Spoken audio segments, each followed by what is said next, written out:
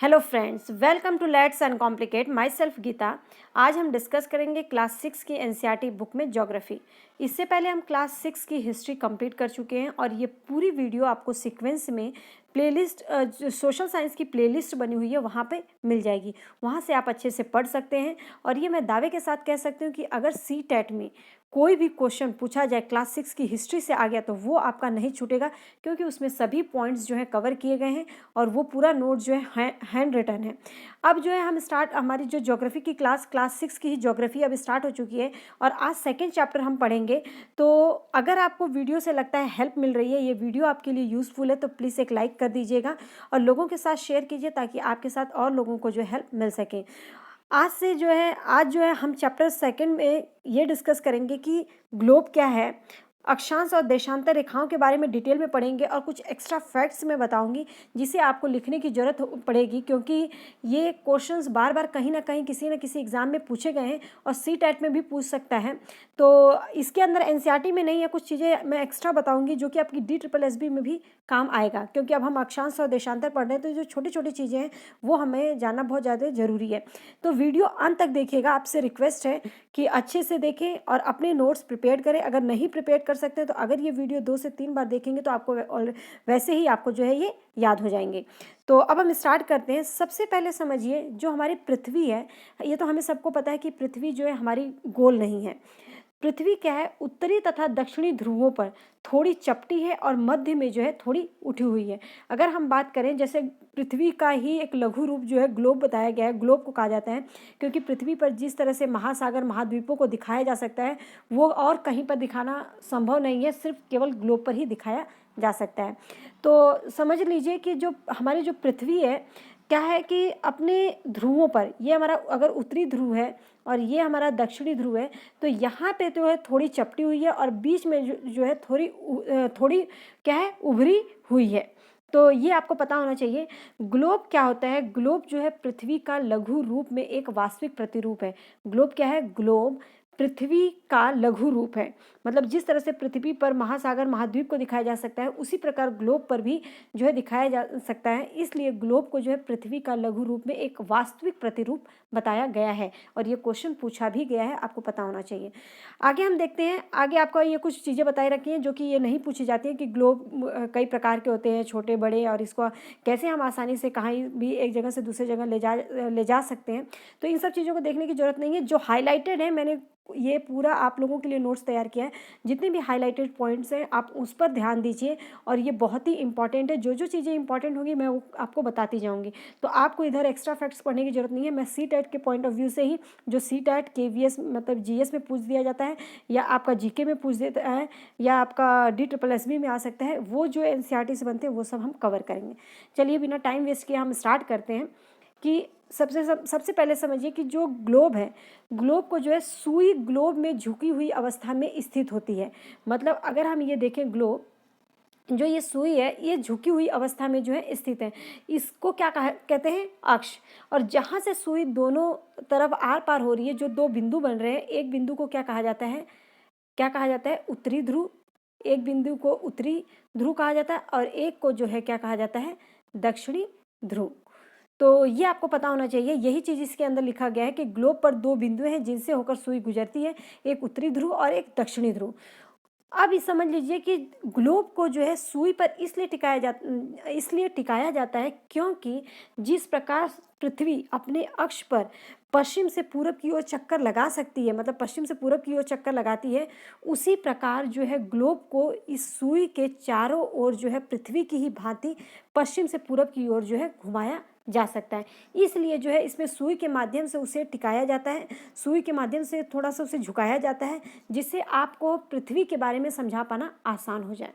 आगे हम देखते हैं कि पृथ्वी पर जो है वास्तव में देखो कोई ऐसी सुई नहीं है। पृथ्वी तो अपने अक्ष पर घूमती है, तो पृथ्वी अपने अक्ष पर चारों ओर घूमती है, जो कि एक काल्पनिक रेखा है। और इस काल्पनिक रेखा ग्लोब को दो बराबर भागों में बांटती है, उस काल्पनिक रेखा को क्या कहा जाता है? विषुवत वृत्त।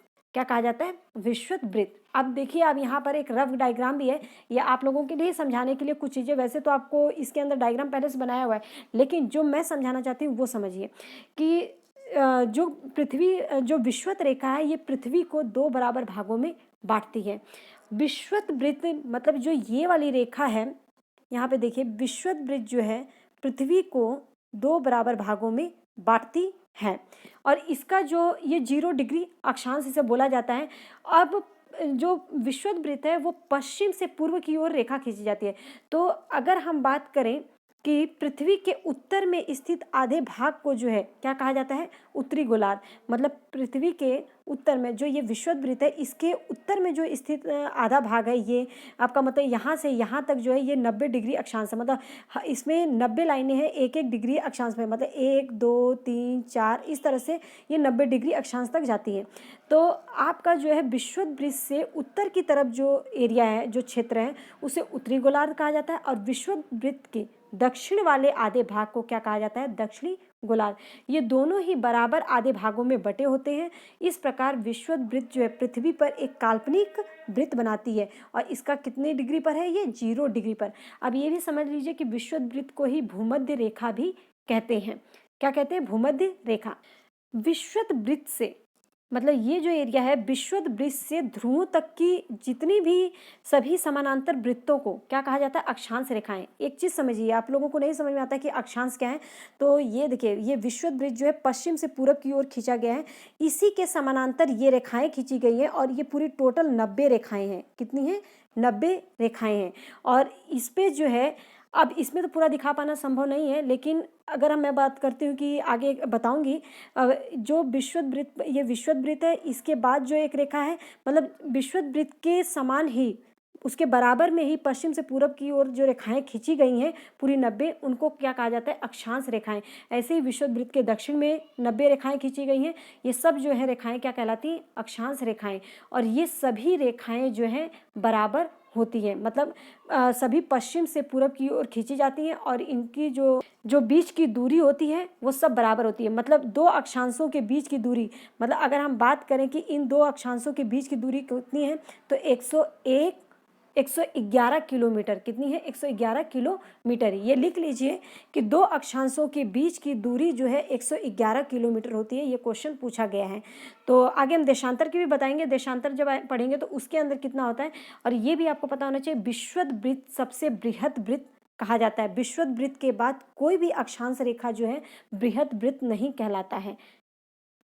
तो होप सो अक्षांश रेखाएं क्या होती है ये आपको समझ में आ गया होगा। विषुवत वृत्त से ध्रुवों तक, मतलब विषुवत वृत्त के बाद जो है ध्रुवों तक जितनी भी रेखाएं समानांतर वृत्तों को जो खींची गई हैं उन्हें अक्षांश रेखाएं कहा जाता है। और अक्षांशों को किस में मापा जाता है, अंश में। अब आगे देखते हैं, विषुवत वृत्त जो है 0 अंश अक्षांश को दर्शाती है। मैंने ये बताया था ना कि ये जो हमारा विषुवत वृत्त है ये कितने 0 अंश अक्षांश को दर्शाती है, जबकि विषुवत वृत्त के दोनों तरफ ध्रुवों के बीच की दूरी, ध्रुवों के बीच की दूरी के चारों ओर एक वृत्त का 1/4 होता है। जो हमारा पूरा वृत्त होता है, अगर हम बात करें पूरे वृत्त की, तो ये कितना होता है, 360। तो जो ये विषुवत वृत्त के हम दो भाग की बात कर रहे हैं, उत्तरी और दक्षिणी ध्रुव, तो अगर इसकी बात करें तो इसका माप जो है 360 अंश का 1/4 होता है, यानी 90 डिग्री अक्षांश। विषुवत वृत्त से इधर देखें तो अगर हम विषुवत वृत्त से, ये देखिए ये हमारा विषुवत वृत्त है, विषुवत वृत्त से इधर देखते हैं तो यहाँ पे जो है ये कितना होगा, 90 डिग्री अक्षांश। और इधर देखते हैं तो ये कितना होगा, 90 डिग्री अक्षांश। होप सो अच्छे से क्लियर हो गया होगा। तो आगे देखते हैं, इन अंश अक्षांश जो है एक उत्तरी 90 डिग्री उत्तरी अक्षांश और 90 डिग्री ही दक्षिणी अक्षांश होता है। मतलब 90 डिग्री उत्तरी अक्षांश जो है उत्तरी ध्रुव पर होता है और 90 डिग्री दक्षिणी अक्षांश जो है दक्षिणी ध्रुव पर होता है। आगे देखिए, इस प्रकार जो है विषुवत वृत्त के उत्तर की सभी समानांतर रेखाओं को उत्तरी अक्षांश कहा जाता है। मतलब मैंने बताया था ना, विषुवत वृत्त के समान जितनी भी रेखाएं खींची गई हैं उन्हें क्या कहा जाता है, अक्षांश। तो विषुवत वृत्त के सभी समानांतर रेखाओं को उत्तरी अक्षांश कहा जाता है और विषुवत वृत्त के दक्षिण में स्थित सभी समानांतर रेखाओं को क्या कहा जाता है, दक्षिणी अक्षांश कहा जाता है। अब यहाँ पे देख लीजिए, ये जो चीज़ पूछी जाती है, अब यहाँ पे ये हमारे विषुवत वृत्त है, ये 0 डिग्री पर स्थित है। इसी से यहाँ तक जो है 90 रेखाएं खींची हैं और उत्तरी ध्रुव पर जो है 90 डिग्री होता है। तो मतलब विषुवत वृत्त से 90 डिग्री जो है 90 डिग्री उत्तरी अक्षांश जो है उत्तरी ध्रुव कहलाता है और 90 डिग्री दक्षिणी अक्षांश दक्षिणी ध्रुव कहलाता है। इसी प्रकार आपका यहाँ पे देखो 23.5 उत्तरी अक्षांश मतलब उत्तर की तरफ है, तो कर्क रेखा है मतलब कि ट्रॉपिक ऑफ कैंसर।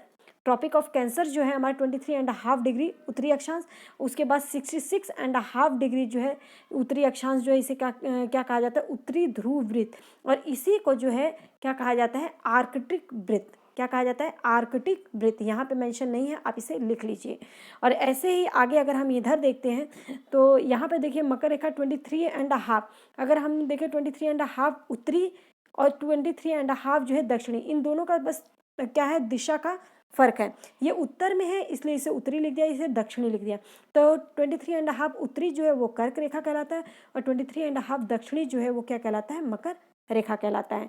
और 66.5 डिग्री दक्षिणी अक्षांश जो है ये दक्षिणी ध्रुव वृत्त कहलाता है, और इसको जो है क्या कहते हैं, आर्कटिक भी बोलते हैं, सॉरी अंटार्कटिका भी बोलते हैं। आर्कटिक जो है क्या है, उत्तरी ध्रुव वृत्त को जो है आर्कटिक बोलते हैं, और अंटार्कटिका किसको बोलते हैं, दक्षिणी ध्रुव वृत्त को।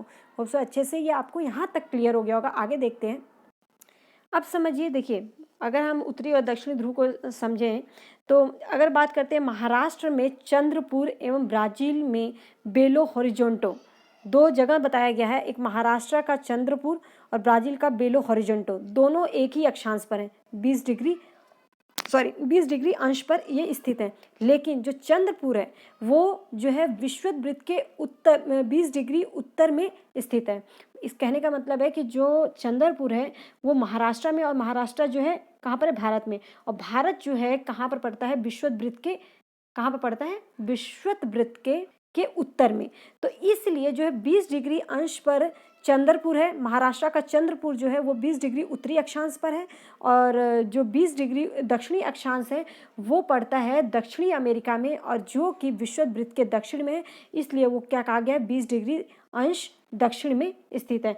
मतलब बेलो हॉरिजॉन्ट जो है ये दक्षिणी अमेरिका का हिस्सा है, और ये 20 डिग्री दक्षिणी अक्षांश में है, और चंद्रपुर जो है महाराष्ट्र का हिस्सा है जो कि उत्तर में पड़ता है भारत, इसलिए ये 20 डिग्री उत्तरी अक्षांश में स्थित है।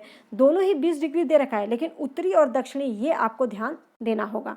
इसलिए हम कहते हैं कि चंद्रपुर 20 डिग्री उत्तरी अक्षांश पर है, चंद्रपुर जो है 20 डिग्री उत्तरी अक्षांश पर है, और बेलो हॉरिजॉन्ट 20 डिग्री दक्षिणी अक्षांश पर स्थित है। आगे देखते हैं। अब ये कुछ चीज़ें जो बहुत ज़्यादा महत्वपूर्ण है, ये आपको पता होना चाहिए कौन सी रेखा कितने डिग्री पर है। तो देखिए विषुवत वृत्त जो है 0 डिग्री पर है, विषुवत वृत्त को ही भूमध्य रेखा भी कहते हैं, और ये 0 डिग्री पर है। उत्तरी ध्रुव जो है 90 डिग्री पर, दक्षिणी ध्रुव जो है 90 डिग्री दक्षिण पर है। इसके अतिरिक्त 4 महत्वपूर्ण अक्षांश समानांतर रेखाएं हैं, जैसे Tropic of Cancer, Tropic of Capricorn, Arctic और अंटार्कटिका, ये आपको पता होना चाहिए। तो इसको हम देखते हैं। देखिए उत्तरी गोलार्ध में कर्क रेखा है 23.5 उत्तरी अक्षांश पर, मतलब कि ट्रॉपिक ऑफ कैंसर 23.5 उत्तरी अक्षांश पर क्या है, कर्क रेखा। दक्षिणी गोलार्ध में 23.5 दक्षिणी अक्षांश पर जो है क्या है, मकर रेखा। विषुवत वृत्त जो है 66.5 डिग्री उत्तर के उत्तरी ध्रुव वृत्त कहलाता है। मतलब विषुवत वृत्त के उत्तर में 66.5 डिग्री पर उत्तर ध्रुव वृत्त कहलाता है, और विषुवत रेखा के 66.5 डिग्री दक्षिण में जो है दक्षिण ध्रुव वृत्त कहलाता है। जो आपका उत्तरी ध्रुव वृत्त है उसी को जो है आर्कटिक कहते हैं, और जो दक्षिण ध्रुव वृत्त है उसी को अंटार्कटिका कहा जाता है। ये आपको पता होना चाहिए। आगे देख लीजिए पृथ्वी के ताप कटिबंध, इट्स वेरी इंपॉर्टेंट। कर्क रेखा एवं मकर रेखा के बीच सभी अक्षांशों पर, ये देखिए आप यहाँ समझिए, जो हमारा ये कर्क और मकर रेखा है इसके सभी अक्षांशों पर सूर्य की किरणें वर्ष में एक बार जो है सिर के सीधे ऊपर पड़ती हैं। इसलिए बोला जाता है कि ये जो क्षेत्र है यहाँ पे गर्मी बहुत अधिक होती है, इसलिए यहाँ पे बारिश भी बहुत होती है। इसलिए जो अमेज़न के जो जंगल हैं वहाँ पे आपको पता है कि बहुत ज़्यादा बारिश होती है, और वहाँ पे सबसे उष्णकटिबंधीय मतलब जलवायु पाया जाता है, जहाँ पे बहुत तेज़ बारिश होती है, बहुत घना जंगल होता है। तो यहाँ क्योंकि यहाँ पे बहुत गर्मी बहुत अधिक होती है, इसलिए यहाँ पे बारिश भी बहुत अधिक होती है। तो सूर्य की किरणें वर्ष में एक बार सर के ठीक ऊपर कब कौन से रेखाओं के बीच में होती है, कर्क और मकर रेखा के बीच में। ये आपका क्वेश्चन पूछा जाता है। कर्क और मकर रेखा के बीच में बीच के क्षेत्र में कौन सा कटिबंध है, तो वो है उष्ण कटिबंध। तो ये अच्छे से क्लियर हो गया होगा। आगे देखिए, अब है शीतोष्ण कटिबंध। कर्क और मकर रेखा के बाद किसी भी अक्षांश पर, मतलब अगर हम बात करें, ये हमारा कर्क रेखा है, और ये मकर का। इसके बाद जो है किसी भी अक्षांश पर सूर्य की किरणें सीधे जो है सिर के ऊपर नहीं पड़ती, मतलब सीधे सूर्य की किरणें नहीं पड़ती, इसकी जो किरणें हैं वो तिरछी पड़ती हैं। इसलिए जो है इस क्षेत्र को क्या कहा जाता है, शीतोष्ण कटिबंध। क्या कहा जाता है, शीतोष्ण कटिबंध। कर्क रेखा के उत्तर वाले एरिया को अगर बोले, मतलब कर्क रेखा के बाद जो शीतोष्ण कटिबंध उत्तरी शीतोष्ण कटिबंध कहलाता है, मकर रेखा के बाद जो क्षेत्र है वो दक्षिणी शीतोष्ण कटिबंध कहलाता है। तो ये कौन सा एरिया है, शीतोष्ण कटिबंध। आगे देखिए शीत कटिबंध, जो कि उत्तरी गोलार्ध में उत्तरी ध्रुव वृत्त जो कि बहुत ज़्यादा बर्फीला होता है, और उत्तरी ध्रुव पर तथा दक्षिणी गोलार्ध में दक्षिणी ध्रुव वृत्त पर दक्षिणी ध्रुव के बीच क्षेत्र जो है ठंड बहुत अधिक होती है, क्योंकि यहाँ सूर्य की जो किरणें हैं क्षितिज से ज़्यादा ऊपर नहीं आ पाती, इसलिए इसे क्या कहा जाता है, शीत कटिबंध।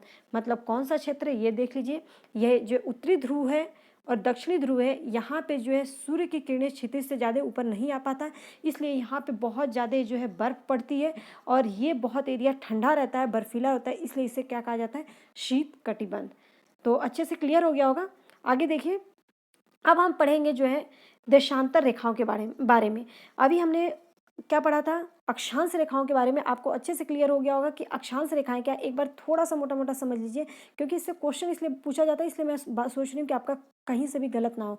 जो अक्षांश रेखाएं हैं वो जो है विषुवत वृत्त के ही समानांतर विषुवत वृत्त के ही समानांतर ध्रुवों तक खींची जाती हैं, इसलिए उन्हें क्या कहा जाता है, अक्षांश रेखाएं। और ये सभी रेखाएं बराबर होती हैं। इनके जो दो अक्षांशों के बीच की दूरी होती है 111 किलोमीटर होती है, उत्तरी ध्रुव में हो या दक्षिणी ध्रुव में, सभी मतलब दो अक्षांशों के बीच की जो दूरी होती है 111 किलोमीटर होती है। अब देशांतर के बारे में पढ़ेंगे तो देशांतर का समझ लीजिए कि जो देशांतर रेखाएं हैं, देशांतर रेखाएं किसे कहा जाता है, उत्तरी तथा दक्षिणी ध्रुवों को मिलाने वाली रेखाएं जो होती हैं वो क्या कहलाती हैं, देशांतर रेखाएं। उत्तरी तथा दक्षिणी ध्रुवों को मिलाने वाली रेखाएं, जैसे अगर हम बात करें कि हमारा ये उत्तरी ध्रुव है, तो यहाँ पे जो है उत्तर से दक्षिण की ओर हमारी रेखाएं इस तरीके से खींची गई हैं ये, और ये जो बीच वाली रेखा ये 0 डिग्री है, ये आगे मैं बताऊंगी कि इसे क्या कहते हैं।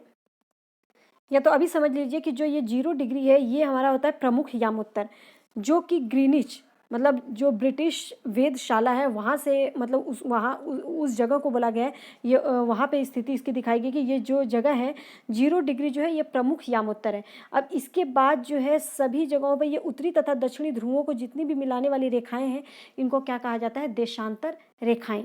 अब समझ लीजिए कि प्रशांत महासागर में स्थित टोंगा द्वीप एवं हिंद महासागर में स्थित मॉरिशस द्वीप एक ही अक्षांश पर स्थित हैं। उनकी सही स्थिति जानने के लिए हमें ये पता करना होगा कि उत्तरी ध्रुव को दक्षिणी ध्रुव से जोड़ने वाले संदर्भ रेखा से पूर्व या पश्चिम की ओर इन स्थानों की दूरी कितनी है, तभी ये हमें जो है पता चल पाएगा। और जो दोनों रेखाओं को जो जोड़ती हैं वो देशांतरी यामोत्तर रेखाएं कहलाती हैं, तथा उनके बीच की दूरी को देशांतर के अंशों में मापा जाता है। जो अब दो देशांतरों की जो बीच की दूरी होती है वो होती है 111.32 किलोमीटर, 111.32 किलोमीटर। हमने दो अक्षांशों के बीच की दूरी क्या पढ़ा कि 111 किलोमीटर, और दो देशांतरों के बीच की दूरी जो होती है वो कितनी होती है, 111.32 किलोमीटर। और सबसे अधिकतम जो दूरी होती है वो कहाँ पर होती है, ये देखिए एकदम विषुवत वृत्त के पास में, मतलब जो इक्वेटर पर एकदम जो है यहाँ पे सबसे ज़्यादा होती है, और फिर उसके बाद जो है ध्रुवों तक जाते जाते जो है ये हमेशा कम होती चली जाती है। आगे मैं बताऊँगी। आगे देखिए, अब उनके बीच की जो दूरी देशांतर को अंशों में मापा जाता है, प्रत्येक अंश को मिनट में दिखाया जाता है और मिनट को जो है सेकंड में विभाजित किया जाता है। ये अर्धवृत्त हैं, जो देशांतर रेखाएं इनको अर्धवृत्त बोला जाता है, और इनके बीच की दूरी ध्रुवों की तरफ जैसे जैसे बढ़ती जाती हैं, मतलब ये जैसे जैसे ध्रुवों की तरफ जाएंगे, ये देखिए ये ध्रुवों की तरफ जो जाते हैं यहाँ पे, ये हमारे जो प्रमुख यामोत्तर है और ये हमारा जो है विषुवत वृत्त। अगर हम बात करते हैं तो सबसे अधिक जो है इसकी इन दो देशांतरों के बीच में सबसे अधिक दूरी जो है विषुवत वृत्त पर ही देखने को मिलती है कितनी, 111.32 किलोमीटर, मतलब 111.32 किलोमीटर वो यहाँ पे देखने को मिलती है। उसके बाद विषुवत वृत्त से, मतलब जैसे जैसे ध्रुवों की तरफ जाएंगे ये जो क्षेत्र है वो आपका कम होते जाएगा, मतलब वो जो है आपका कितना, वो एरिया जो है कम होते घटती चली जाएगी, और ध्रुवों पे जाके जो है कितनी हो जाती है, ये ध्रुवों पे जाके शून्य हो जाती है। वही चीज़ यहाँ पे आपका लिखा हुआ है, होप सो अच्छे से क्लियर हो गया होगा। जहाँ सभी देशांतरे यामोत्तर आपस में मिलती हैं वहाँ पर जो है 0 डिग्री से दर्शाया जाता है उसे। अक्षांश रेखाओं से भिन्न सभी देशांतरीय यामोत्तरों की लंबाई जो है समान होती है। अगर अक्षांश रेखाओं की बात करें तो वहाँ पे देखिए, अक्षांश रेखाओं से भिन्न जो है सभी देशांतरीय यामोत्तरों की लंबाई जो है समान होती है, इसलिए इन्हें सिर्फ संख्याओं में व्यक्त करना है जो है कठिन हो जाता है। तभी सब देशों ने निश्चित किया कि जो ग्रीनिच, जहाँ राजकीय ब्रिटिश राजकीय वेधशाला है, वहाँ से गुजरने वाली जो प्रमुख यामोत्तर पूर्व से पश्चिम की ओर जो है वो गिनना मतलब इसकी गणना की जाएगी, और इस यामोत्तर को जो है क्या माना गया, प्रमुख यामोत्तर माना गया, और इसे 0 डिग्री देशांतर पर रखा गया। यहाँ से जो है 180 डिग्री पूर्व और 180 डिग्री जो है पश्चिम की गणना की जाए। जो ये रेखा है, ये जो है ग्रीनिच, जहाँ पर ब्रिटिश राजकीय वेधशाला है, यहाँ पर माना गया कि यहाँ से जो है गणना इसके पूर्व में जो है 180 डिग्री और एक पश्चिम में 180 डिग्री मानकर जो है इसकी गणना की जाएगी, और ये 0 डिग्री जो है देशांतर है। तो प्रमुख यामोत्तर तथा 180 यामोत्तर मिलकर पृथ्वी 2 समान भागों में और पूर्वी गोलार्ध एवं पश्चिमी गोलार्ध में विभक्त करती है। इसलिए किसी स्थान के देशांतर के आगे पूर्व के लिए पू और पश्चिम के लिए जो है इस शब्द का मतलब ये जो चिन्ह है इसका प्रयोग किया जाता है। 180 पूर्व और 180 पश्चिम यामोत्तर जो है एक ही रेखा पर स्थित है। यहाँ पे आपको दिख नहीं रहा है, लेकिन जब ये गोल है, इसको जब घुमाया जाएगा तो 180 जो है पूर्व और 180 पश्चिम जो है ये एक ही रेखा पर स्थित है। ग्लोब पर जो है अक्षांश रेखाओं एवं देशांतरी यामोत्तरों के द्वारा ग्रिड को देखा जा सकता है। अब देखिए, ये जो है हमारी अक्षांश रेखा, ये देशांतर रेखाएं हैं, और यहाँ पे जो है ये आपकी जो है क्या बनाई गई है, ये अक्षांश रेखाएं बनाई गई हैं। तो ये जो है ग्लोब पर ही इन सबको दिखाना संभव हो पाता है, इसलिए ग्लोब के माध्यम से जो है ये आपको समझाया जा रहा है। तो आप देखिए कैसे आप सही से पता आप लगा सकते हैं सही स्थिति का।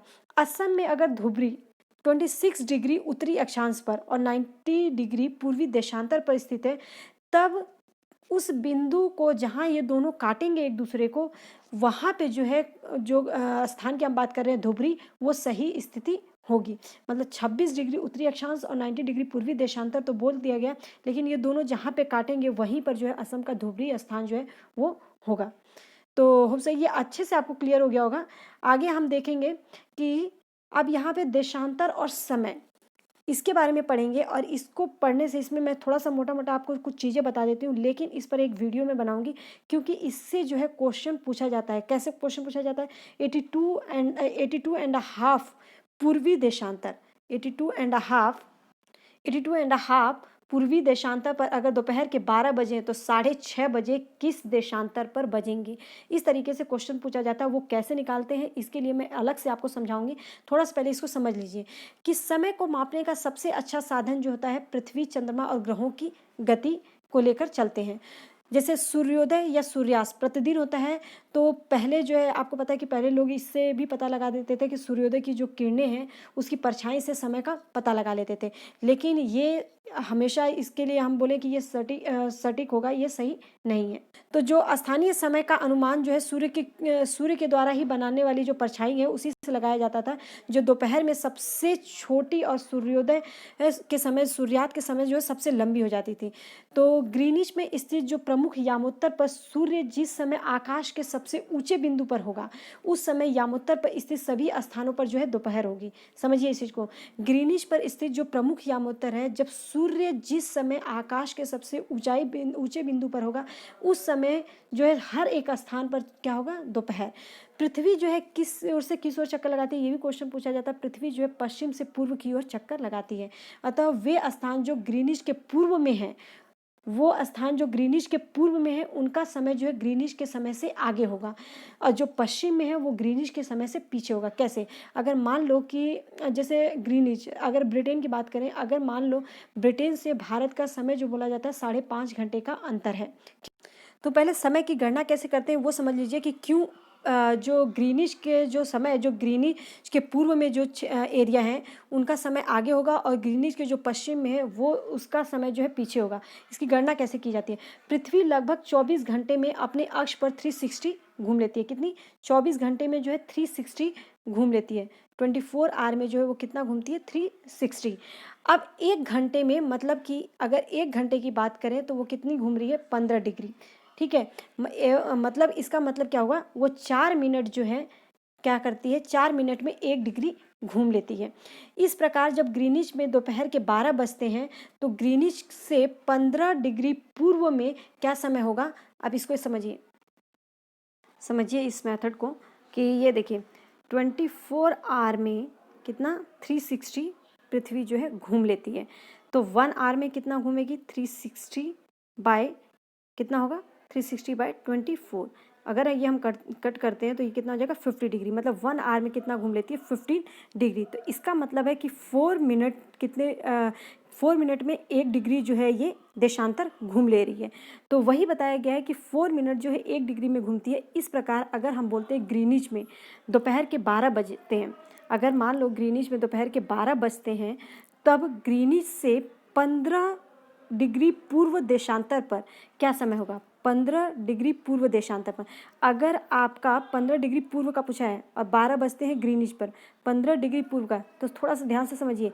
1 डिग्री में 4 मिनट घूमते हैं, तो 15 डिग्री में कितना हो जाएगा? 15 इंटू 4, तो ये कितना हो जाएगा? 60। मतलब 1 आवर जो है कितना? 60 मिनट। तो कितना हो जाएगा? ये 1 आवर। तो इसका मतलब कि जो भी ग्रीनिच पर समय होगा उससे 1 घंटा आगे। समझ में आ रहा है? 1 घंटा आगे, तो मतलब ग्रीनिच के समय से 1 घंटा आगे होगा, वहाँ दोपहर का 1 बजेगा। तो ये चीज़ अच्छे समझ में आ गई होगी। अगर यही आपसे पूछता कि 15 डिग्री पश्चिम में क्या समय होगा, तो अगर ग्रीनिच पर 12 बज रहा है तो पश्चिम में जो है समय घटता है और पूर्व में जो है ग्रीनिच के पूर्व में समय आगे बढ़ता है और ग्रीनिच के पश्चिम में समय जो है पीछे घटता है, मतलब पीछे जाता है। तो अगर ग्रीनिच पर 12 बजे हैं तो 15 डिग्री देशांतर पर कितना बजेगा? तो आप कम कर देंगे, मतलब 1 घंटा कम हो जाएगा आपका वो, तो वहाँ पर क्या बजेगा? 11। तो ये अच्छे से क्लियर हो गया होगा। आगे देखते हैं। अब देखिए, किसी भी स्थान पर जब सूर्य आकाश में सबसे उच्चतम बिंदु पर होता है, मतलब दोपहर में, उस समय घड़ी में जो है क्या बजता है? दोपहर के 12 बजते हैं। ये तो पता होगा कि जब सूर्य मतलब सबसे ऊंचाई पर होता है, मतलब सूर्य की किरणें जब बहुत ज़्यादा तेज पड़ती हैं तो उस टाइम पे मतलब कि दोपहर के 12 बजते हैं। इस प्रकार घड़ी के द्वारा जो भी दिखाया गया समय है उस स्थान का स्थानीय समय होता है। तो ये जो है हमने यहाँ पे कुछ मोटी मोटी बातें बताई हैं, लेकिन इसको डिटेल में जो है इसके लिए एक अलग से वीडियो बनाऊंगी और उसमें अक्षांश और देशांतर रेखाओं को आपको इन शॉर्ट में बताऊंगी, जो कि इस बुक में कुछ चीज़ें नहीं हैं वो भी मैं आपको बताऊंगी, जो कि और भी बाकी एग्जाम के लिए बहुत ही इंपॉर्टेंट है। और वो बेसिक चीज़ें हैं, ये नहीं है कि बहुत बड़े आपके बहुत हाई फाई वैसी चीज़ें हैं। बेसिक चीज़ें जो आपको पता होना चाहिए वो उस चीज़ की मैं वीडियो लेकर आऊँगी। होप सो ये अच्छे से क्लियर हो गया होगा। और अब यहाँ पे जो है हम मानक समय क्यों मानते हैं उसके बारे में बताया गया है। इसमें ये समझ लीजिए कि भारत में ग्रीनिच के पूर्व जो है 82.5 डिग्री पूर्व में स्थित है।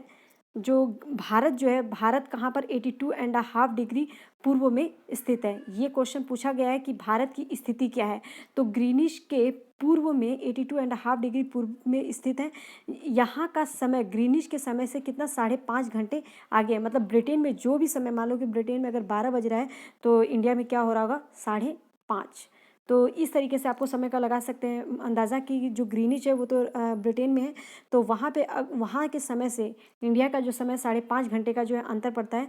अगर वही चीज़ बताया कि अगर लंदन में 2 बज रहा है तो इंडिया में जो है 5.5 घंटा और प्लस कर देंगे तो 7:30, क्योंकि ये पूर्व में पड़ता है।